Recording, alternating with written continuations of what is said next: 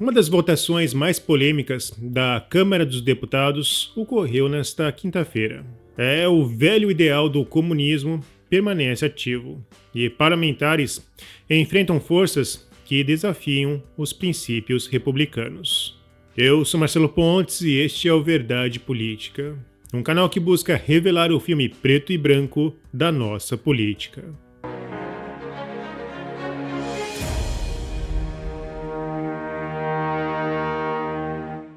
A esquerda no Brasil vai se sentindo cada dia mais livre para promover arbitrariedades.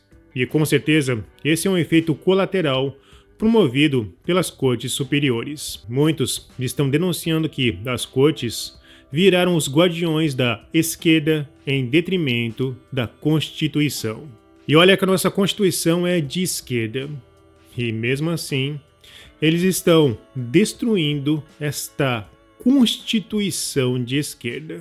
Na madrugada, quinta-feira, ocorreu uma estranha e incomum votação. Os deputados analisaram uma proposta que autoriza o Tesouro Nacional a contabilizar como receita primária os recursos esquecidos em contas bancárias. Trata-se de um desespero, pois o déficit do governo Lula é o maior da história. Até os jornais decidiram abolir dos seus textos a palavra surpresa. Afinal, foram muitos meses de saldo negativo.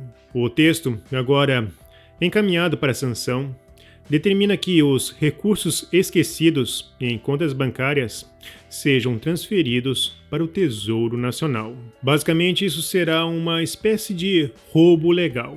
E é claro que Lula aprovou isso em tempo recorde, para que ninguém saiba o que eles fizeram na noite passada. Basicamente, o texto foi quase que literalmente aprovado ao apagar das luzes. Deputados reforçaram que a apropriação do dinheiro esquecido configura um confisco, e realmente foi uma manobra irregular em muitos níveis. No Poder 360 podemos ler: na sessão desta quinta-feira, os deputados analisaram uma emenda que estabelece que o Tesouro Nacional contabilizará como receita primária os recursos esquecidos por brasileiros em contas bancárias. Será usado para a redução do déficit. Houve um drible contábil. O Banco Central seguirá com a própria metodologia e contabilizará os recursos como ajuste patrimonial, o que não é incorporado no resultado primário. A mudança foi por meio de emenda de redação, e por isso a oposição criticou.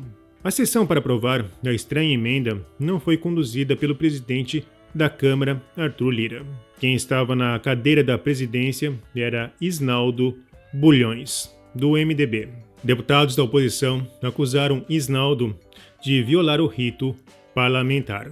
Pela dificuldade de atingir quórum, a sessão foi interrompida às 2h25 da manhã, após rejeição de todos os destaques. Sob o protesto de parlamentares da oposição, a sessão foi retomada na manhã desta quinta, para aprovação do texto final.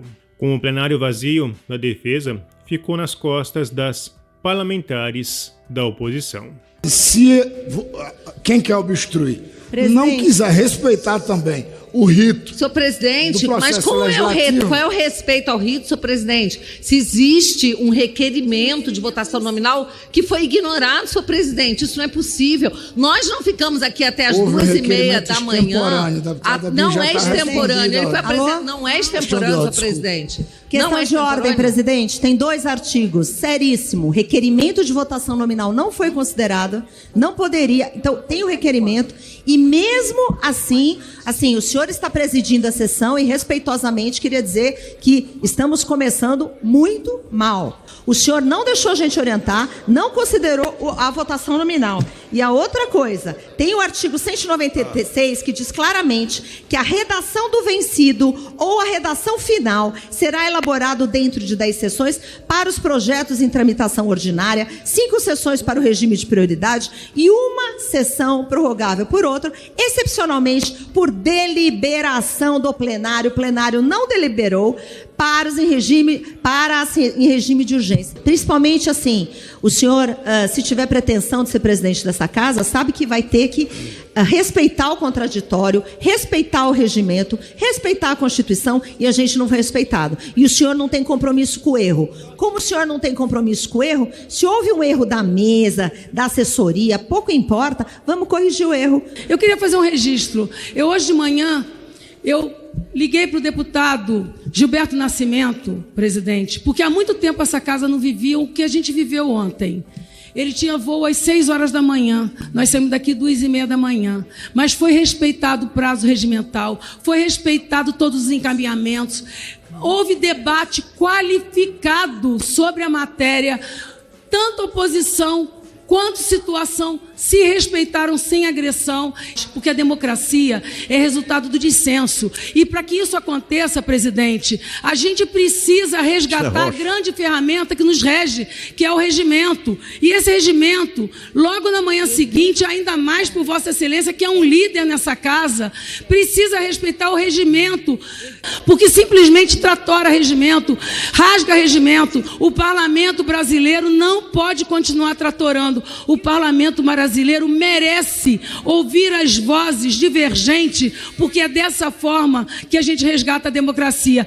Foram recolhidas antecipadamente, a ordem do dia foi superada, e ela respeitará a fala dos senhores líderes. Com tempo de liderança, líder. Presidente, não foi superado, questão de ordem. Não, presidente, questão de ordem, artigo 187. Vamos respeitar a fala das deputadas ou não? Presidente, nós não estamos sendo respeitados. Tinha um requerimento, eu quero essa que presidência fale diante da deliberação que lhe cabe. Não estamos e a sendo decisão, respeitadas. nada havendo mais a tratar, vou encerrar os trabalhos, mas informando que esta presidência convocará oportunamente sessão deliberativa extraordinária com data, horário e ordem do dia a serem divulgados ao plenário nos termos regimentais. Está encerrada a sessão. E não para por aí. A relatora, a deputada Ani Ortiz, soltou os cachorros. Ela afirmou que não aceitaria chantagem e completou: pela minha história e meus princípios, eu infelizmente não tenho como assinar esse relatório nessa forma como foi feita, no limite do prazo como a gente tem, sem possibilidade de construir. O deputado Marcel Van Hatten gravou um vídeo explicando essa estranha proposta. É um absurdo que nós vejamos o presidente do Senado, Rodrigo Pacheco, o presidente da Câmara, Arthur Lira, os líderes partidários se aliando a esse tipo de projeto comunista do Brasil, tá? Então isso não tem precedente no mundo, é um absurdo a gente já ter visto a aprovação disso ontem. E mais, a deputada Ani Ortiz, eu preciso dizer isso também, foi uma heroína ontem. Ela abriu mão do relatório de um projeto super importante para os empresários de todo o Brasil. Ela vem há anos lutando nessa questão da desoneração da folha. Ela viu a sacanagem que estava fazendo, porque o STF... Cara, é só absurdo. É só bandalheira. O STF deu prazo para o Congresso aprovar isso até ontem à meia-noite. Tá? Já tinha sido tudo aprovado, foi vetado. Aí o Rodrigo Pacheco, que é outro omisso, covarde, não enfrentou o STF quando devia ter enfrentado. E aí ontem foi o que a Ani Ortiz disse: eu tenho só até a meia-noite para aprovar aquilo que está escrito aqui, porque senão volto para o Senado e as empresas perdem. E eu tenho que aprovar expropriação das pessoas. E ela nem estava sabendo ainda do confisco. Uma surpresa que veio depois. Eu abro mão desse relatório. Abriu a mão do relatório às 10 e pouco da noite. Zé Guimarães pegou o relatório dela. Não teve novo relatório dele no sistema. Assim, tudo irregular. Sinceramente, isso aí nem podia ter sido aprovado. Tinha que ter sido cancelada a sessão. Bia Kicis e Adriano Ventura seguram lá no plenário praticamente sozinhas. Algumas outras deputadas, eu vi ali junto também, a Soraya Santos, eu vi a Daniela Reinhardt, eu vi algumas outras parlamentares e outros parlamentares por ali. O Passarinho, se não me engano, tinha alguns ali, aquela hora da noite, porque nem eu sabia, ninguém sabia que ia votar aquilo ontem à noite, não estava previsto na pauta, foi incluído sim, depois das 9h30 da noite, quando muitos já não estavam lá no plenário do Congresso Nacional, tudo na maracutaia. Isso até é uma coisa que eu digo, eu não posso sair quando tem uma sessão, e acabou acontecendo mais uma vez, de fazerem isso. Uma emenda de redação, o governo quer tirar esse dinheiro das contas bancárias, dinheiro que é teu, que está lá só em discussão judicial, para também tapar seu furo. São 20 bilhões para tapar o furo desse ano.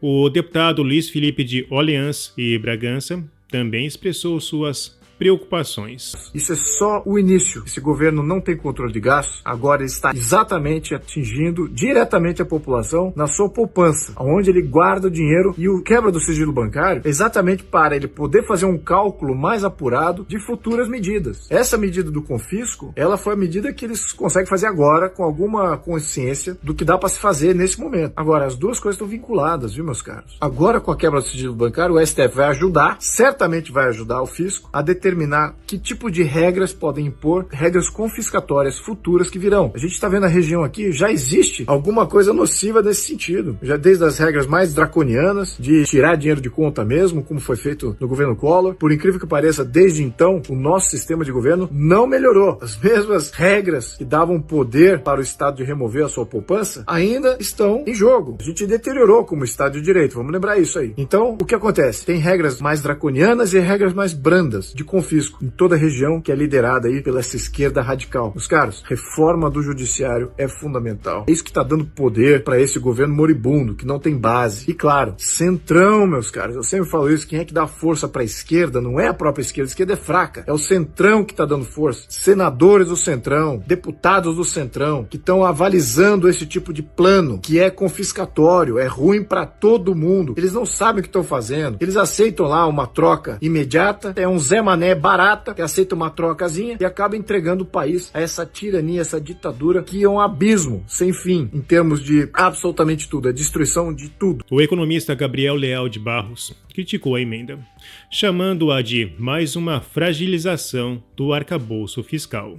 Ele argumentou que a emenda entra em conflito com a Lei Complementar 200 de 2023, que estabelece que o Banco Central apure o resultado primário.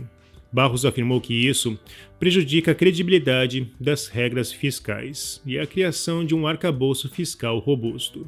Em nota técnica, o Banco Central expôs o seu desconforto com a proposta. O entendimento de que a instituição estaria obrigada a promover o registro dessas receitas, fruto de uma manobra, me incomodou.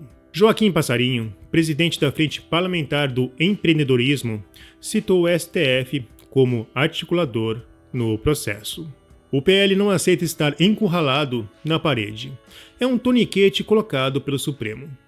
No final, quem está legislando não somos nós. É vergonhoso a casa ficar dependendo desse tipo de acerto em algo que foi votado no Congresso. Reforçar que o STF tinha martelado uma data limite para essa votação. Os titulares do chamado dinheiro esquecido terão apenas 30 dias para resgatar o dinheiro após a publicação da norma. O povo brasileiro cantou que nossa bandeira nunca seria vermelha. Mas se a cada semana enfrentarmos uma nova surpresa comunista, nossa bandeira poderá eventualmente tornar-se verdadeiramente vermelha. Bom, se você apoia a Verdade Política, não se esqueça. Curta, comente e compartilhe. Clique no sininho para você receber as nossas notificações. E vamos continuar na luta em prol da verdade.